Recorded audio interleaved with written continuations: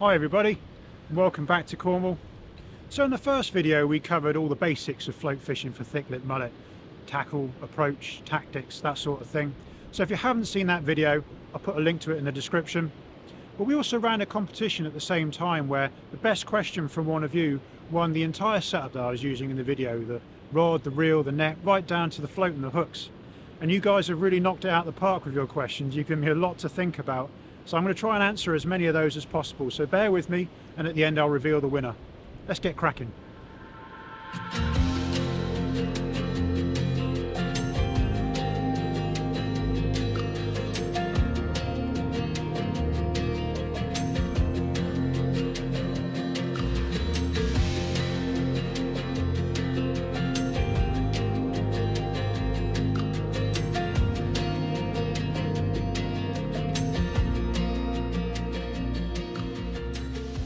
So the first question I've got here is from Justin Lascelles.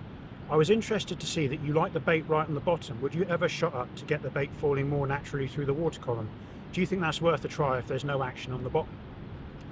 That's a really good question, and it's emphasised something that I didn't really express too well in the first video, and that is that if something's not working, like if the approach that I've shown in the video is not the right one for the area that you're fishing, change it, adapt it to suit your own purposes. Don't just stick to what I've said just because that's what I use in the area that I fish. It won't be the same everywhere. Everywhere you go, mullet behave a little differently, the spots are different. So what I was intending with the first video was just to give you the basics to start off and to adapt it to suit wherever it is you're finding the fish, and you want to like adapt the approach to suit the way the mullet are feeding, the way they want the bait presented to them where you are. But yeah, I would absolutely, if I found myself in that situation where the mullet were higher in the water, they wanted the bait higher in the water, I would shallow up. If they wanted the bait falling naturally through the water column, if I could see them picking off bits of bread on the drop, then I probably wouldn't change my shotting approach. I'd just go over to a self-weighted float, which is a method that I've used before.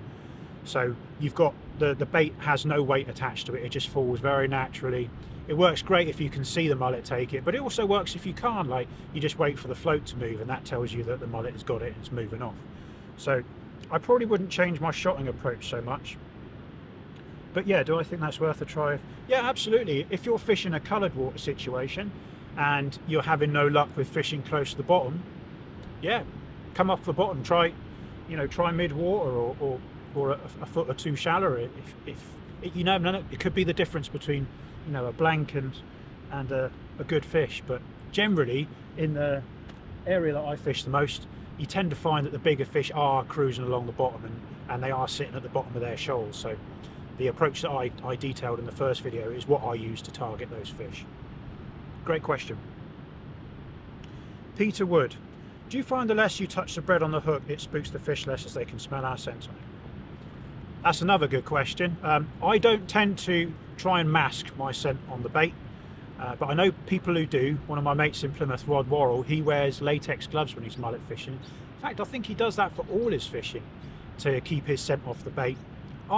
Obviously it makes a difference to him because he carries on doing it and he's a much more experienced angler than me, so there's very likely there's something in it.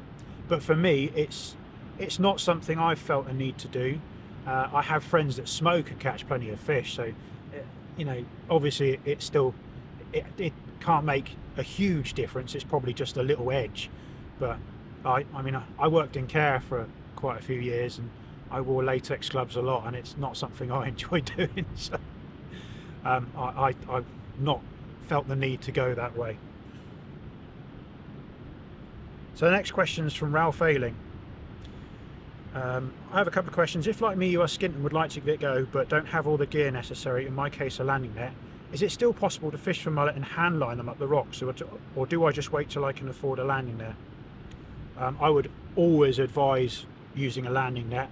If I'd been fishing for an hour or two and I finally hooked a good mullet and I played it all the way to the side and I tried to lift it out and the hook bent or the line snapped, I would be not impressed. And I wouldn't want that for you. The hooks that we use for mullet are generally fine wire and small, so you've got no chance of lifting out a 4 or 5 pounder on them, that's for sure. 8-pound line, no, that's not going to work. But yeah, and plus using a landing net, it's just better for the fish. It's better fish care. You can keep the fish in the net and make sure it doesn't lose too many scales. I mean, you can get a landing net for reasonable money, so you don't need the best one in the world. The fish you're catching aren't huge, so I would definitely get a landing net if I was you. Secondly, I am not a fan of ground baiting. Just reminds me too much of freshwater fishing. In your opinion, is it still worth doing without ground bait? It is, yes, in areas where mullet are used to bread. So if you go to a harbour or a river where people feed ducks and that sort of thing, and the mullet are used to bread and they will take it on site, you don't necessarily need ground bait. I mean, some people say the jury is out on whether you need it in the open ocean, but I personally would not feel comfortable going out on the open coast without some ground bait. I want to get the scent in the water, I want the mullet to smell it, be attracted to it, and to come in looking for the source of the smell. So it's all part of my approach, really. So I wouldn't feel comfortable fishing sort of the more open coast marks without ground bait. I have fished in harbours without really baiting up before, and it's worked. So yeah, it's not entirely necessary, but I would feel happier in the environments that I'm showing in the first video, fishing with ground bait. And I would suggest that if that really is not your cup of tea, then going for a different environment like a harbour or river is probably a better suit for you. The Welsh international angler. Do you find once you've hooked a fish, the shoal will spook and not return? Or how do you get them to return? Yeah, I mean, that's a well-known thing in mullet fishing. You'll be fishing away, have plenty of bites, and you'll catch a fish and the shoal just melts away, and you might not see them. You might not even see them again, or at least not for a while. It's not always like that. Sometimes they'll stick around and let you catch a few more of them, but certainly, yeah, it is a phenomenon. They definitely don't like seeing their mates caught. So yeah, it is a common thing. How to get them to return? Well, as far as I know, nobody. It'd be nice if someone invented like a little dog whistle or something that you could come back. You know, we're not finished with you yet, but nobody's invented one of those yet. I just keep feeding and hope they come back. I mean, that's all you can do, really. Is the cards are all in their favour in that situation. So, but yeah, sometimes it happens. You know, you'll catch one, and an hour later you'll get another. So, sometimes in environments like this, you're fishing on passing shoals of fish. So, the next shoal is not aware that you've caught one before. So, hopefully, you can trick one of them. But yeah. Ross McKay. I hear ragworm is also a good bait for targeting these stunning fish. Do you ever target them using other baits, and what would be their natural food source if Lawrence wasn't there keeping them fed? Yeah, I mean, I've used ragworm quite a bit. In the summer I do a lot of fishing with baited spinners for thin lips and golden greys, and I catch plenty of thick lips on that too. They will take it. I've also used small sections of ragworm, and that's caught me quite a few thick lips as well. Mackerel in harbours, they love, especially like really stinky old salted mackerel. They seem to really go crazy for that, like, because it's pot bait, isn't it? It's what's coming off the boats in harbours where they've got boats that do potting, so they really like that. In other places I've heard people getting them on stuff like bacon and cheese and things like that the mullet have got locked onto. They're quite an opportunistic species. Like, if there's a food source that's abundant and they like it, they won't be shy of getting on it. So, I mean, in this estuary, I sometimes wonder, at this time of year, you hear people catching them on bass lures, like hooked fairly in the mouth, and I think there must be a predatory element to them at times. And this estuary is full of sand gobies, and I often wonder if they eat those. And you know, I wouldn't be surprised if they did. But yeah, what would be their natural food source? Well, mullet eat a lot of stuff, really. Like, you often see them grubbing along the bottom, like mud flats and rocks and things like that. They eat a lot of like microscopic algae, but they also eat things like crustaceans, shrimps, prawns, that sort of thing, and obviously pretty much anything that they can, maggots, like they like seaweed maggots, that sort of thing. So their diet is quite wide ranging, and you can use that to your advantage when you're fishing. Like, you don't have to use bread if there's another bait that they are interested in. by all means try it. You know, there's nothing written in the rule book that you have to catch them on braid. So yeah, if you've got another bait that they're on to, use it to your advantage. Simon Lancastle, if I was to target them in the Bristol Channel, would I change my tactics at all, as visibility is 0 and the fish are feeding on the green slime over mudflats? It would depend really. I mean, I fish the channel and I know the sort of tides you have up there. If you're finding the mullet in the areas where off the tide, in little slack water, little bays and that sort of thing, then the float could work quite well, and the wet ground bait, that sort of thing. I don't see any reason why that wouldn't work. I mean, they're feeding on algae where I'm catching them, so they should just get on the bread just as fine up there. If you're fishing somewhere where the tide is fairly stiff, then I would go on the bottom of the feeder. And in fact, that might be a better option all round. It sort of it gives the mullet more chance to find that bait, and sort of there's no clarity in that water at all, is there? So I guess they're finding it by scent. So the feeder might be a better approach. I've also heard that if the mullet can see the hook, they won't take the bait. Have you noticed this? And if so, have you tried painting the hooks to match the colour of your bait?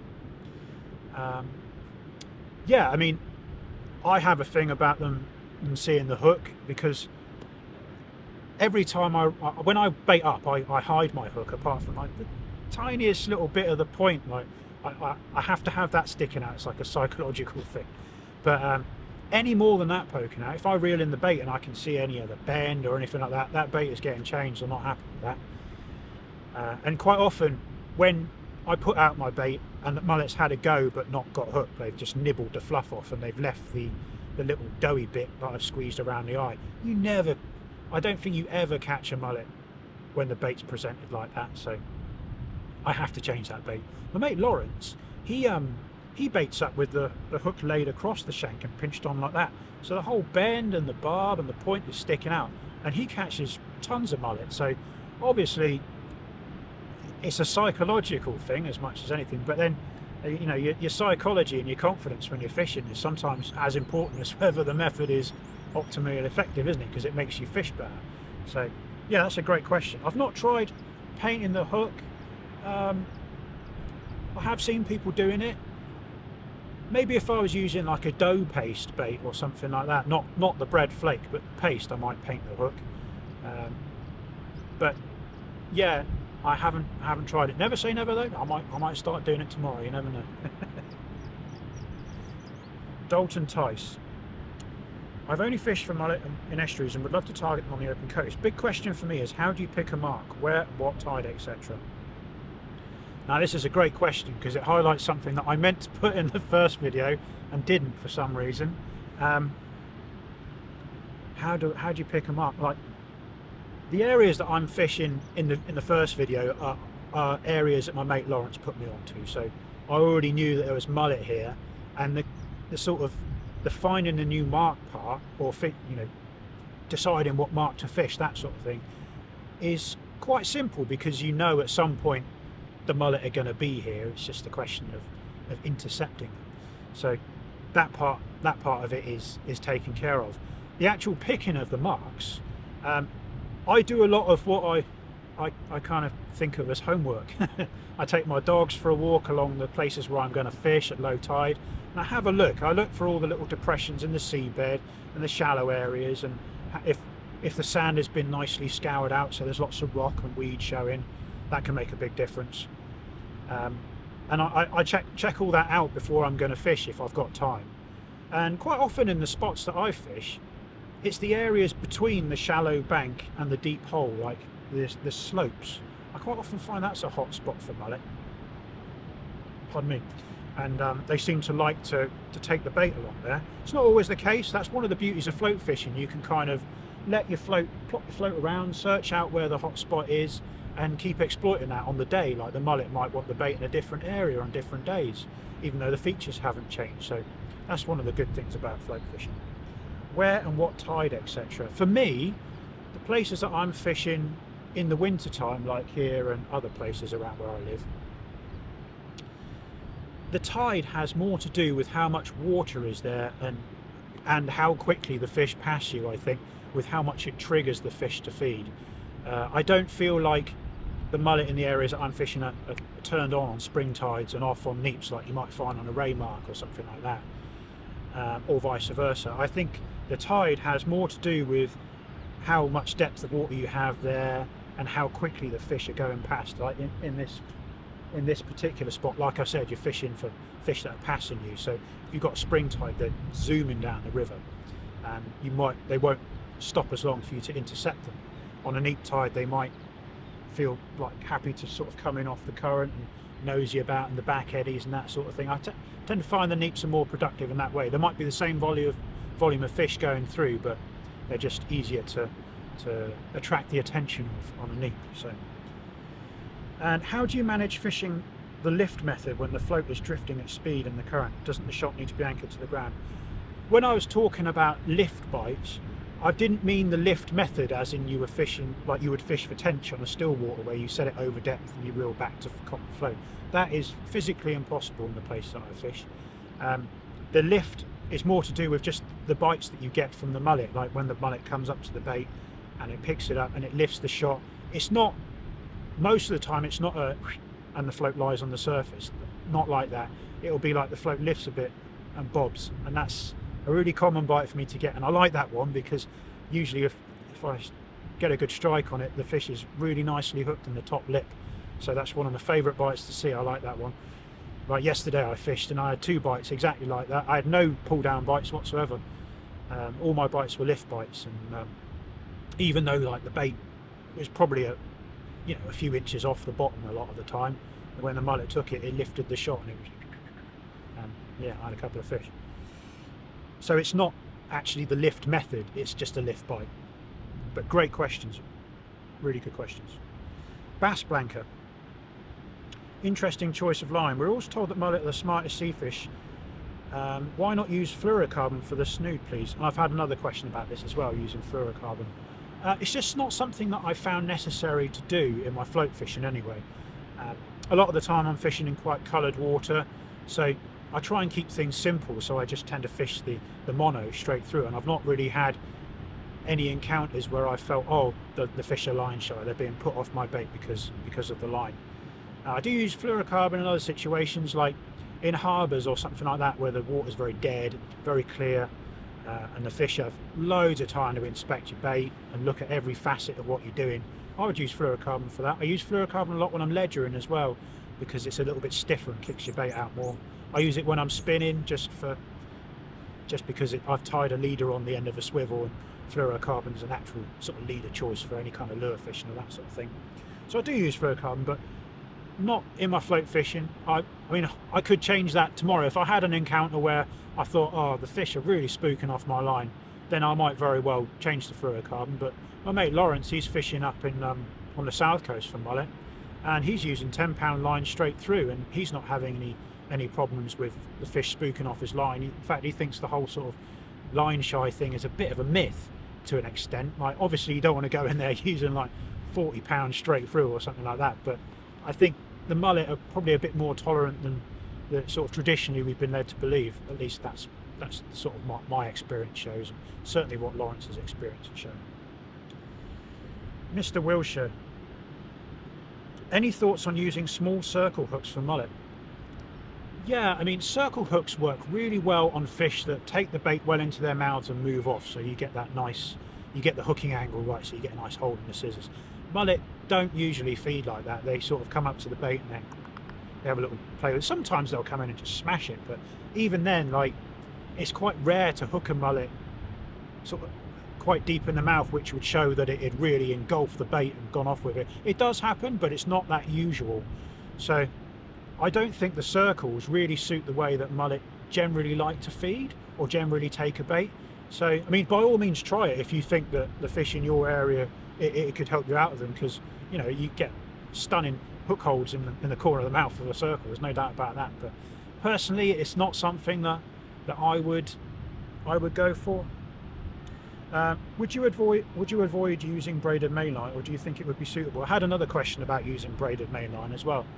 For float fishing, I can see advantages with it, because you'd have a nice quick pickup, and it wouldn't be so influenced by the current as well. But in float fishing, you do tend to have a lot of the time your line is quite slack, and you can have problems with little wind knots and slack line problems on your reel with mono, and that can be annoying because it quite often you'll have to cut it off, or you've got to unpick it and that. And with braid, that would be an absolute nightmare, because we all know how when you're fishing with braid and you get a little knot and it tightens down, you've got no hope of getting that out, and you've got to go through and cut it off. And if you were using braid, you'd probably want a mono leader on it and everything. So I could see how that would be quite, it could be quite a faff if that sort of thing started happening. So really, I would certainly, I wouldn't be shy of giving it a try, but I would be wary of the potential pitfalls of doing that.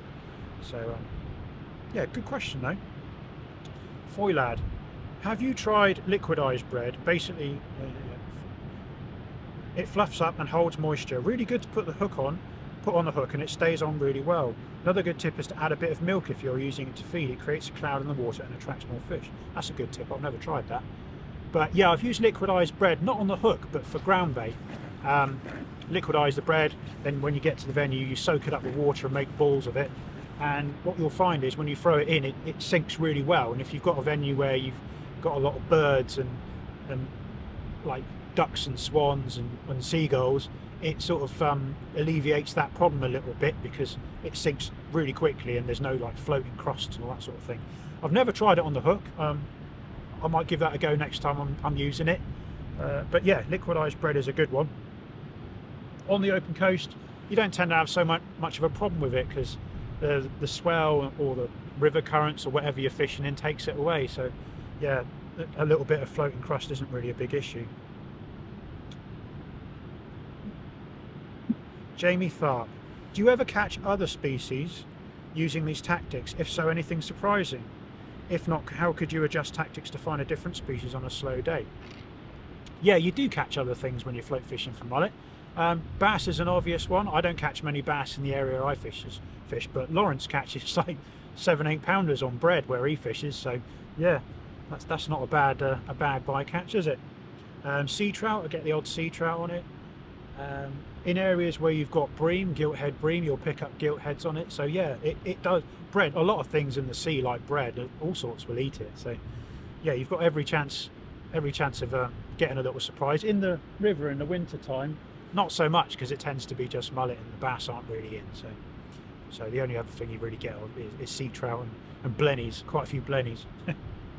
Could you adjust tactics to find a different species on a slow day? Yeah, I guess you could. Like fish a bit of ragworm or something like that. You might get some minis and some wrasse, and if you fish a bigger piece of worm, maybe bass and that sort of thing. Drag it across the bottom, a flounder. Yeah, I mean, but personally, you know, you're using really light tackle, so you don't really want to target anything too big that's like a big wrasse or something, because on mullet gear that's just going to do you, isn't it? So, yeah, but great question, thank you.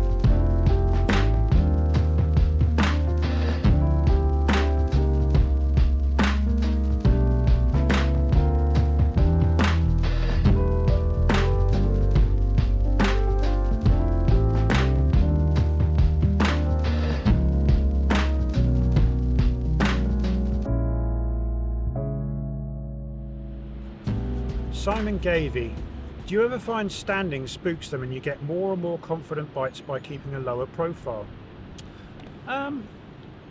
In this environment, not so much. I mean, the fish here are quite used to seeing surfers and bathers and that sort of thing, people on the foreshore, so they don't seem quite as bothered by it. I mean, you can stand right above them and watch them feeding sometimes. In fact, I quite like doing that. If I was fishing somewhere like a little rural creek or something like that where the mullet are not used to seeing people, I would absolutely be going as stealthy as I could. I wouldn't want the fish to know anything about me if I could get away with it. So I guess what I'm saying is it's kind of horses for courses. If you're the venue you're fishing, the fish are used to seeing people like in a harbour. They don't give a monkeys about people at all. So you can stand right above them and fish for them a lot of the time without really any sort of adverse effects. But yeah, I guess you always want to be sort of err on the side of stealthiness, because it can't hurt them not knowing about you. So yeah, I don't know about more confident bites by keeping a lower profile. I've not really found that being out of sight or being in sight has made such a difference in this sort of area, like I fished in the first video.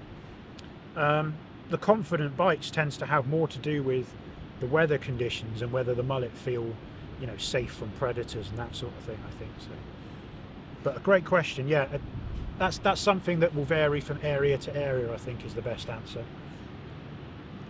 Sam Clary, my question to you: do you feel it's worth wearing dull clothing when fishing for mullet? Much like carp fishing, the carp can often see an angler or feel them through vibrations in the ground and can spook quite easily. Will mullet spook if they see someone wearing a high-vis jacket close to the edge? That's a really good question, and quite similar to the one before, I guess. The sort of visual impact that you might have on the fish. I definitely wouldn't go fishing in any sort of high-vis or something like that for mullet. I mean, I do fish in high-vis in the winter sometimes, like rock fishing for safety, but I don't think that's necessary daytime in environments like this. But yeah, I certainly wouldn't choose to go like that. I tend to wear sort of somber colours, or like a lot of like dedicated mullet anglers wear green and camo and things like that. I don't. It's up to you really, but I would tend to always suggest using drab clothing, and yeah, doing your best to sort of not make it too obvious that you're fishing for them is a good idea, because like once they know they're being fished for, it definitely puts them on their guard, and once you catch one, that can be end of session, can't it? So yeah. Luke Brock Morris, my question to you would be: when setting up a float, do you find the need to fine-tune up the shotting to get greater sensitivity with lift bites? Not necessarily. I mean, the way that I showed my shotting pattern in the first video with all the bulk shot down by the hook, I think that's just the most sensitive method you're going to find for registering any kind of lift bite. Because as soon as the mullet even lifts it a tiny fraction, the float is, and you've got a chance to strike it. So I probably wouldn't change that. Also, do you find different coloured lenses on polarised glasses make a difference with different light levels? Well, yeah, they do, don't they? That's a known thing. You know, you use is it amber on a cloudy day and grey on a bright day? I think that's the way it goes, isn't it? But the glasses that I've been using lately are these ones, Fortus switch glasses, and these all come in the prize. They've got, I don't know what kind of magical juju stuff they've put in these, but they work great in every situation, whether it's sunny or cloudy. You can see into the water really well. So if there's that technology out there, I don't really see a need for different coloured lenses anymore. But you know, if that's the way you want to go, then yeah, by all means. But those Fortus switch ones would work great for me. Tom Blamey, do you think that rainwater makes much difference in the estuary spots, and it's better to try more open water? Yeah, definitely. It's kind of a well, you know, oft repeated thing in mullet fishing that, you know, when you've had a lot of rain in a river system or something like that, the fish just go right off the feed, and it does seem to hold pretty true. Like, they don't like a load of freshwater ingress, which is strange really when you think that they'll take themselves off into freshwater, but if nature forces it upon them, they're like, nah, I don't like that. But yeah, it does seem to put them off the feed in those environments. But yeah, I would definitely look towards a more sort of open water environment, more saline, you know, closer to the sea, that sort of thing. If there'd been a lot of rain, and it's funny because even in these sort of, you know, more open coast environments, what you're looking for a lot of the time is a place where there's a little bit of fresh water trickling down. That seems to attract them. So it's a complicated relationship that mullet have with fresh water, and but it does seem to affect the angling, certainly if there's been a lot of rain, or you know, a big flood or something like that. Ed Gray, do you struggle to keep the ground bait in a certain area when fishing estuaries, and if so, how do you get around it? Yeah, I mean, if you're fishing an estuary and you've got a lot of current there, it's just dragging the ground bait away when you're throwing it in. So that is kind of a big reason for using sticking the ground bait to the rocks and weeds approach. That is part of the thinking behind that. If you have a static source, the other way you can do it is to put like a little burley bag in, like Aussie anglers do, and have that works really well too. But yeah, all the loose feed you're throwing in, what you're kind of hoping, the best case scenario is that if you're fishing something like a back eddy, it might get washed away to start with, but it'll come back in on the you know, the back part of the eddy. So you're getting a lot of the ground bait circulating that area, and if you can get the mullet in there interested in that, then they've got every chance of finding your hook bait. So yeah, those sort of areas where the tide's just going rocketing past and there's sort of no hope of anything settling, I don't tend to fish those areas anyway. I mean, my mate Lawrence has had quite a bit of success trotting, you know, trotting through currents and things like that. But for me, I prefer those sort of spots where the float is maybe drifting, but it's coming back, you know, and it's staying in a region, you know. But yeah, great question. So it's time to pick a winner, and it's been a really difficult decision because there's been so many great questions asked in this competition. Ultimately, the question I'm going to go with was asked by Justin Lascelles, was the one about shotting up to get your bait falling more naturally through the water. The reason I think this is such a good question is it highlights something that I didn't emphasise very well in the first video: the flexibility of thought and the flexibility of approach required to be a good mullet angler. You know, the ability to adapt to all kinds of situations. Really good stuff. So well done, Justin. Get in contact with the Hook Point page for your prize and we'll sort you out. But well done to everyone who asked questions. They've been absolutely brilliant. And they've got me thinking about my own fishing loads, so really inspiring stuff. If you've got a question that you didn't manage to get in the competition, just put it in the comments below and I'll do my best to get to it as soon as I can. Thanks again, everybody. Cheers.